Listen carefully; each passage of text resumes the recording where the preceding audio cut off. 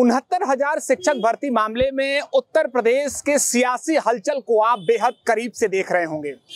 वैसे इस मामले पर हम आपको बता दें कि हाई कोर्ट ने स्पष्ट कर दिया है कि इस भर्ती में सभी विसंगतियों को दूर कर पुनः मेरिट लिस्ट जारी किया जाए और उत्तर प्रदेश सरकार ने भी स्वीकार किया है कि हाई कोर्ट के आदेश पर ही कार्य किया जाएगा। वैसे अब जो चयनित अभ्यर्थी थे उनके चेहरे पर शिकन है कि कहीं उनकी नौकरी ना चल जाए।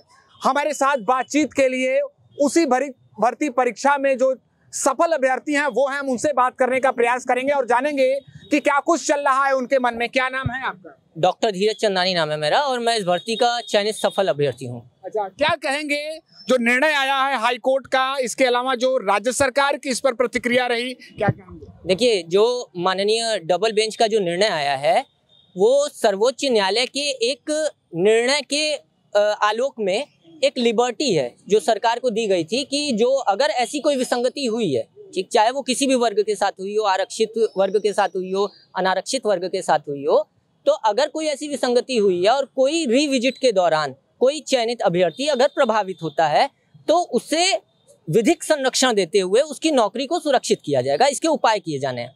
लेकिन ये डबल बेंच का जो आदेश अभी हालिया आया है उसमें इस लिबर्टी को समाप्त कर दिया गया है और केवल कहा गया है कि छात्र हित को ध्यान में रखते हुए इन प्रभावित शिक्षकों को केवल सत्र लाभ दिया जाएगा, अर्थात मार्च 31, 2025 के बाद हमारी जो नौकरी है वो अधर में होगी और हमारा भविष्य गर्त में होगा। हमारा परिवार जो है उसके सामने और हमारे सामने जीविका का संकट आ खड़ा हुआ है और इस फैसले का निस्तारण, जो एक विधिक निस्तारण किया जाना संभव है, वो केवल माननीय सर्वोच्च न्यायालय द्वारा किया जा सकता है। तो सरकार को न किसी राजनीतिक दबाव में आते हुए माननीय सर्वोच्च न्यायालय में जाना चाहिए और जितनी भी विसंगतियां हैं, जो भी किसी भी वर्ग के साथ अगर कुछ गलत हुआ है तो उसका निस्तारण माननीय सर्वोच्च न्यायालय के आदेश के आलोक में किया जाना चाहिए और एक प्रयास किया जाना चाहिए कि कोई भी वर्ग का अभ्यर्थी हो, चयनित अभ्यर्थी को की नौकरी को संरक्षण प्रदान करे और वो भी विधिक संरक्षण प्रदान करे। हमारी यही मांग है। डॉक्टर साहब, एक बात बताइए, उत्तर प्रदेश सरकार ने ये भी कहा है कि हम किसी के साथ अन्याय होने नहीं देंगे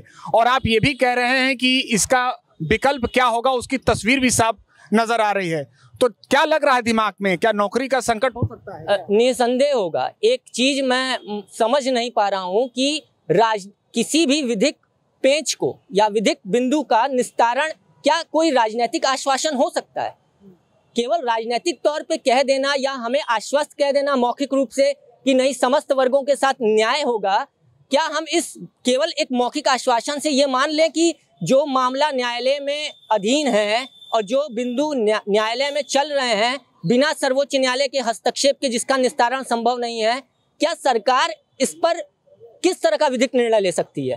तो निश्चित तौर पर ये एक राजनीतिक दबाव के चलते और जो अभी हालिया लोकसभा चुनाव आया है उसमें कुछ नुकसान को देखते दृष्टिगत मुझे लगता है कि ये फैसला जो सरकार का तुरंत डबल बेंच के आदेश को लागू करने का है, ये कहीं ना कहीं राजनीतिक रूप से प्रेरित है और राजनीतिक दबाव में है। कम शब्दों में हम जानना चाहेंगे, आप याचिकाकर्ता भी रहे इससे जुड़े एक मामले में, लापरवाही किससे हो गई? देखिए, कई बिंदुओं पर इस मामले में मुकदमे चल रहे हैं, जिसमें से एक बिंदु है अवैध दोहरा आरक्षण, जिसका मैं याची हूँ। ठीक, इसके साथ साथ कुछ लोगों का मानना है कि एमआरसी गलत लगा है, कुछ लोगों का कहना है कि गरीब सवर्णों को 10% आरक्षण नहीं मिला है।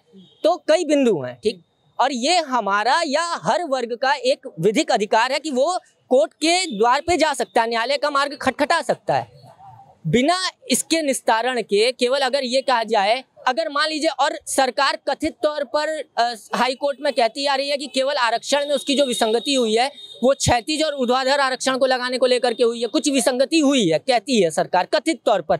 आज तक अब तक किसी अधिकारी द्वारा स्पष्ट तौर पर यह उल्लेख नहीं दिया गया है, न ही कोई विवरण दिया गया है कि उनसे गलती हुई कहाँ पर है। तो अगर कोई विसंगति हुई है तो उसके लिए अपराधी हम या कोई वर्ग विशेष का अभ्यर्थी चयनित अभ्यर्थी नहीं है, यानी अधिकारी बता ही नहीं पाए कि गलती कहाँ हुई। और अगर कोई गलती हुई है तो किसी भी निर्णय में जाने से पूर्व जो लापरवाह अधिकारी हैं उन पर एफआईआर दर्ज करके, मुकदमा दर्ज करके कार्रवाई की जानी चाहिए। एक मौखिक आश्वासन तो ये भी होना चाहिए। ये भी सवाल है कि आप लोग कैसे उसमें जिम्मेदार हो गए। चलिए, एक सवाल ये है, आपका नाम? मेरा नाम रोहित सिंह है। रोहित जी, ये बताइए इस समय क्या चल रहा है आपके दिमाग में? आप भी इसमें सफल अभ्यर्थी हैं, नौकरी कब से कर रहे हैं? 5 दिसंबर 2020। 20 से, यानी तकरीबन 4 साल हो गए आपको। ये जो हाईकोर्ट का आदेश आया उसके बाद सरकार ने भी स्पष्ट कर दिया कि उस आदेश को अमल किया जाएगा, वही लागू होगा। अब आप क्या सोच रहे हैं? मैं तो यही सोच रहा हूँ कि आगे इन फ्यूचर क्या होगा। अगर इसी तरह भर्तियां होती रहीं, इसी तरह आदेश होते रहे, तो एक जो अभ्यर्थी है किंचित बहुत परिस्थितियों की वजह से पढ़ता लिखता और किसी तरह नौकरी पाता है, नौकरी पाने के बाद अगर हमारी नौकरी सुरक्षित नहीं है तो इससे बड़ा दुष्परिणाम इस भविष्य में नहीं।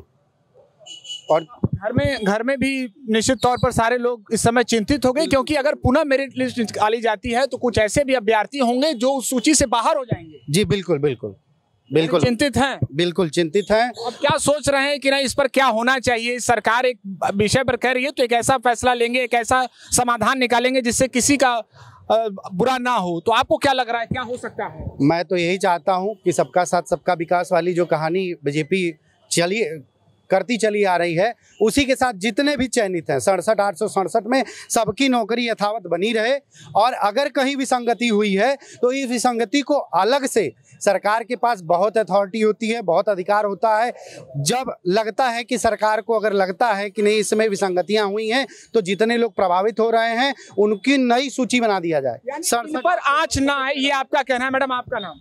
अरुणिमा सिंह। कब से नौकरी कर रही हैं आप? 6 दिसंबर 2020 से कर रही हैं। निर्णय आया, आप क्या सोच रही हैं? क्या आपको भी डर लग रहा है कि कहीं संकट के बादल ना? बिल्कुल डर लग रहा है, क्योंकि उसमें से 6800 लोग निकलेंगे और उसमें किसका नाम आएगा वो तो पता नहीं है, कौन जाएगा ये भी नहीं आइडिया है। तो डर तो अंदर से सबको बना हुआ है। लेकिन सरकारी नौकरी पाना खासतौर पर उत्तर प्रदेश में और बिहार में ये बहुत मुश्किल होता है, और आप लोगों ने वो हासिल कर लिया था और फिर ये समस्या। ऊपर से जनरल कैटेगरी है सर, तो और मुश्किल हो जाती है ये सारी चीज़ें। और आज आ रहा है जनरल कैटेगरी पे, इसके बाद जो 4 साल जो हमने टाइम एक्सपेंड किया है, हमारा एज भी तो जा रहा है। अगली नौकरी के लिए हम कहाँ से अप्लाई करेंगे, कैसे करेंगे? पढ़ा रहे हैं तो अब पढ़ाने पे ध्यान होता है, अपनी तैयारी पे तो जाता नहीं है। तो अगली नौकरी के लिए कैसे फाइट करेगा कोई? तो निश्चित तौर पर ये एक विडंबना भी है कि आखिर में इस समस्या का समाधान क्या होगा। लेकिन आप इन अभ्यर्थियों के चेहरे पर साफ तौर पर सिकन देख पा रहे हैं कि कहीं यह उस मेरिट सूची से बाहर ना हो जाए। वैसे देखना होगा कि आने वाले समय में 69,000 शिक्षकों की भर्ती मामले में क्या कुछ विषय सामने आता है।